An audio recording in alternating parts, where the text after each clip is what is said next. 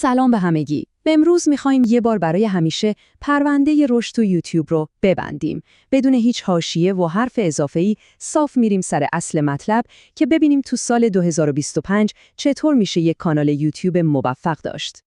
خب، بذارید با یه سوال جالب شروع کنیم.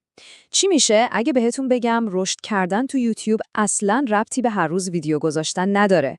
اگه به جاش فقط کافی باشه الگوریتم رو بفهمید و از چند تا اشتباه کلیدی دوری کنید. دقیقاً همینه که می‌خوایم امروز راجعش حرف بزنیم. خب بریم سراغ اولین و شاید بشه گفت مهمترین اصل ماجرا، یعنی درک هدف اصلی خود یوتیوب. بهتون قول میدم اگه فقط همین یه نکته رو خوب درک کنید کلاً نگاهتون به تولید محتوا زیر و رو میشه. ببینید، الگوریتم یوتیوب یه هدف خیلی ساده و روشن داره. میخواد آدما تا جایی که میشه تو پلتفرمش بمونن و از ویدیوهایی که میبینن حسابی لذت ببرن. همین. هر ویدیویی که بتونه به این هدف کمک کنه، خود یوتیوب حالش میده جلو و بیشتر پیشنهادش میکنه. پس یادتون باشه، الگوریتم دشمن ما نیست، یه جورایی همکارمونه. و این جمله خیلی قشنگ همین موضوع رو میگه. هدف ما این نیست که یوتیوب رو گول بزنیم یا دورش بزنیم. نه. هدف اینه که بهش کمک کنیم تا بفهمه ویدیوهای ما دقیقاً به درد چه کسایی میخوره. اون وقته که میتونه ویدیو رو به مخاطب درستش نشون بده. موفقیت یعنی همین، یعنی همسو شدن با هدف یوتیوب. خیلی خوب، حالا که ذهنیتمون درست شد، بریم سراغ اولین قدم عملی، یعنی تعریف کردن نیچ یا همون حوزه تخصصی کانالتون. این واقعاً فونداسیون و پایه همه چیزه. بدون این نیچ درست انگار دارید روی شن خونه میسازید. همه تلاشاتون هدر میره. قبل از اینکه دنبال هر ترفند و تکنیکی باشید، لطفاً از خودتون این سوال اساسی رو بپرسید. من دقیقاً دارم به کی کمک میکنم و چه مشکل مشخصی رو دارم براش حل میکنم؟ جواب این سوال مثل قطب نما عمل میکنه و کل مسیر تولید محتواتون رو روشن میکنه. حالا بیایید یه نگاه به این مقایسه بندازیم تا فرق یه نیش ضعیف و قوی رو حس کنید. مثلا به جای اینکه خیلی کلی بگید ویدیوهای موفقیت، خیلی مشخص بگید کمک به جوانای 17 ساله‌ای که برای انتخاب رشته سردرگمن. یا مثلا به جای ویدیوهای آموزشی بگید کمک به نوجوانها برای تقویت زبان با محتوای جذاب. تفاوت رو می‌بینید. دومی خیلی دقیق‌تره، خیلی قدرتمندتره و یوتیوب دقیقاً میفهمه باید این ویدیو رو به کی نشون بده. اوکی، پس استراتژی رو چیدیم، نیچ رو مشخص کردیم. حالا وقت اجراست. وقتشه که توی جنگ کلیک برنده بشیم. یعنی چی؟ یعنی استاد نوشتن عنوان و طراحی تامنیل بشیم. اینجا با یه معیار خیلی مهم به اسم CTR یا همون نرخ کلیک سر و کار داریم. خیلی ساده است. یعنی از هر 100 نفری که یوتیوب تامنیل ویدیوی شما رو بهشون نشون میده، چند نفر واقعا روش کلیک میکنن. یه عدد بین 2 تا 10% معمولا نرمال حساب میشه. ولی هرچی از این بالاتر برید، یعنی دارید یه سیگنال فوق‌العاده قوی به الگوریتم میدید که هی این ویدیو جذابه. بذارید یه مثال خیلی واضح بزنیم. یه عنوان ضعیف چیه؟ ترفندهای یوتیوب. خب که چی؟ خیلی کلیه. اما یه عنوان قوی رو ببینید. 7 اشتباهی که داره کانال یوتیوب شما رو نابود میکنه. میبینید؟ این یکی هم مشخصه، هم حس کنجکاوی رو قلقلک میده و هم یه قول شفاف به مخاطب میده که قراره چی یاد بگیره. و اما تامنیل چند تا قانون ساده ولی طلایی داره. اول اینکه یه چهره انسانی توش باشه که یه احساس واضح رو نشون بده، مثلا تعجب یا هیجان.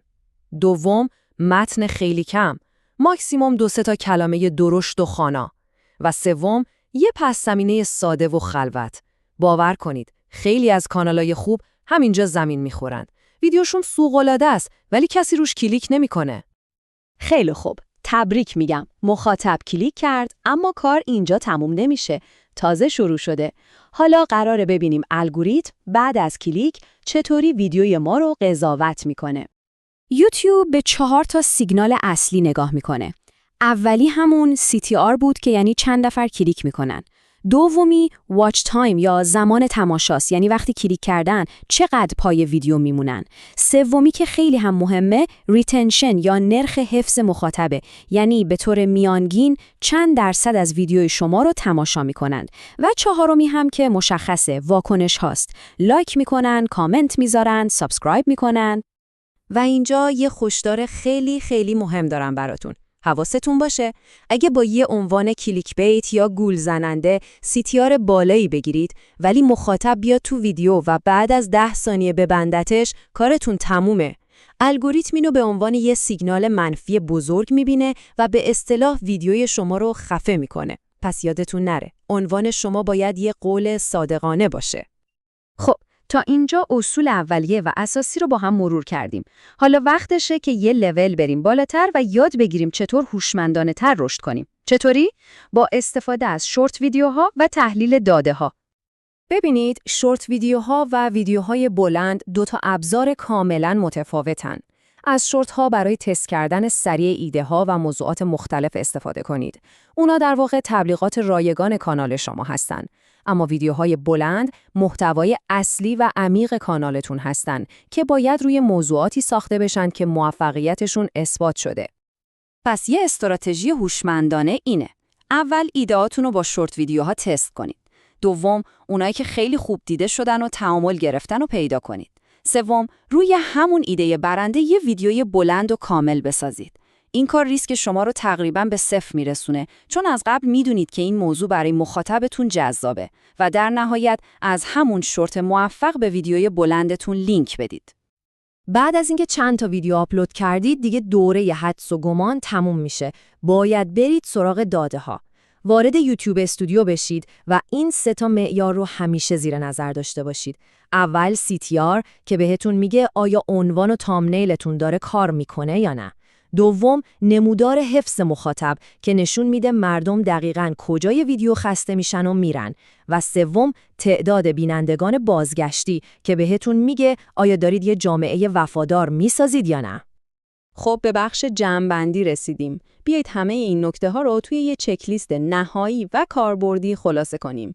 6 تا کلید طلایی برای رشد مداوم کانالتون. این چکلیست رو قبل از آپلود هر ویدیو از خودتون بپرسید. 1. آیا این ویدیو دقیقاً برای نیچ مشخص منه؟ 2. آیا واقعاً داره یه مشکل واقعی رو برای مخاطبم حل میکنه؟ 3. آیا قلناب اول ویدیو، عنوان و تامنیلم به اندازه کافی قوی و واضح هستن؟ 4. آیا ساختار ویدیو رو طوری چیدم که مخاطب رو تا آخر نگه داره؟ 5. آیا یه استراتژی شورت ویدیو برای حمایت ازش دارم؟ و 6. آیا آماده‌ام که بعد از انتشار برم سراغ آنالیتیکس و از نتایجش یاد بگیرم؟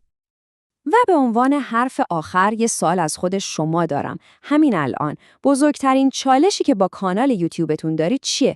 برام توی کامنت ها بنویسید. بیایید با هم صحبت کنیم و به هم کمک کنیم تا این چالش ها رو پشت سر بذاریم. منتظر نظراتتون هستم.